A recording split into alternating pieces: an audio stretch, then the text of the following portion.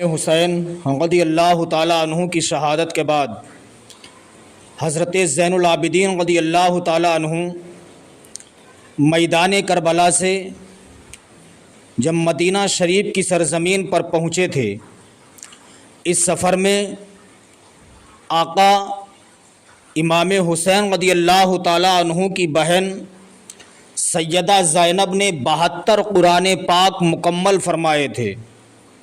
سبحان اللہ، اس سفر میں 72 قرآن پاک مکمل فرمائے تھے۔ حضرت زین العابدین رضی اللہ تعالیٰ عنہ جب مدینہ شریف پہنچے ہیں، پہنچنے کے بعد آپ نے وہاں پر سب سے پہلے جو کام کیا تھا وہ بھوکوں کو کھانا کھلانا شروع کر دیتے ہیں۔ ایک لنگر کا انتظام و انصرام کیا، اس لنگر کا نام رکھا تھا لنگر حسینی۔ اس لنگر میں کوئی بھی جاتا کھانا کھا کر کے واپس آتا تھا۔ جب کوفہ کی سرزمین پر مختار ثقفی کی حکومت آتی ہے، مختار ثقفی نے جتنے لوگ بھی میدان کربلا کی جنگ میں شامل ہوئے تھے، جن لوگوں نے امام حسین اور آپ کے خاندان کو قتل کرنے کی سازشیں رچائی تھیں، جن لوگوں نے میدان کربلا میں جا کر کے امام حسین کو شہید کرنے کا منصوبہ بنایا تھا، ان سب کو مختار ثقفی نے چن چن کے مارنا شروع کیا۔ جس کے بارے میں معلومات ملتی تھی، مختار ثقفی اس کو قتل کر دیا کرتا تھا۔ اللہ اکبر۔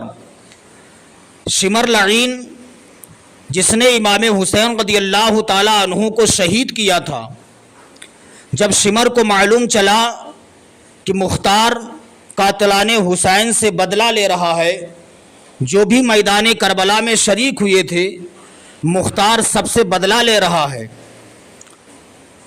شمر لعین نے سوچا اب کوفہ چھوڑ دیا جائے، چھوڑنے کے بعد کہیں باہر جایا جائے۔ چنانچہ قتل ہونے کے ڈر سے کوفہ کو چھوڑ کر کے مدینہ شریف کی طرف روانہ ہوتا ہے۔ سفر کرتے کرتے جب مدینہ شریف کی سرزمین پر پہنچا، کئی دنوں سے بھوکا تھا، کئی دنوں سے پیاسا تھا، بھوک اور پیاس سے نڈھال ہو چکا تھا۔ مدینہ شریف کے لوگوں سے پوچھتا ہے، یہ بتاؤ کیا یہاں کہیں پر کھانے کا انتظام ہے؟ میرے پاس کچھ نہیں ہے۔ لوگوں نے بتایا اگر تو کھانا کھانا چاہتا ہے تو امام حسین کے بیٹے زین العابدین نے ایک لنگر عام کیا ہے، اس لنگر کا نام لنگر حسینی رکھا ہے، اگر تجھے کھانا ہے تو وہیں چلا جا۔ چنانچہ شمر وہیں جاتا ہے۔ اس نے زین العابدین کو دیکھا، پہچان لیتا ہے، یہ تو امام حسین کے شہزادے ہیں۔ چنانچہ کھانا کھاتا ہے، کھانا کھانے کے بعد چلا گیا، پھر آتا ہے، پھر کھانا کھاتا ہے، پھر چلا جاتا ہے۔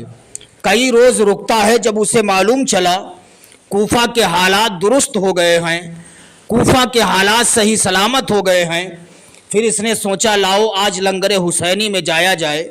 لنگر حسینی میں جاتا ہے، کھانے کے لیے بیٹھتا ہے۔ حضرت زین العابدین نے اپنے دست مبارک سے اسے کھانا کھلایا۔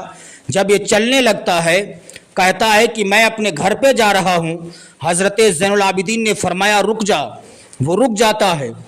رکنے کے بعد حضرت زین العابدین گھر کے اندر گئے، جانے کے بعد کھانا باندھا، کھجوریں لیں، پانی لیا، اسے دے دیا۔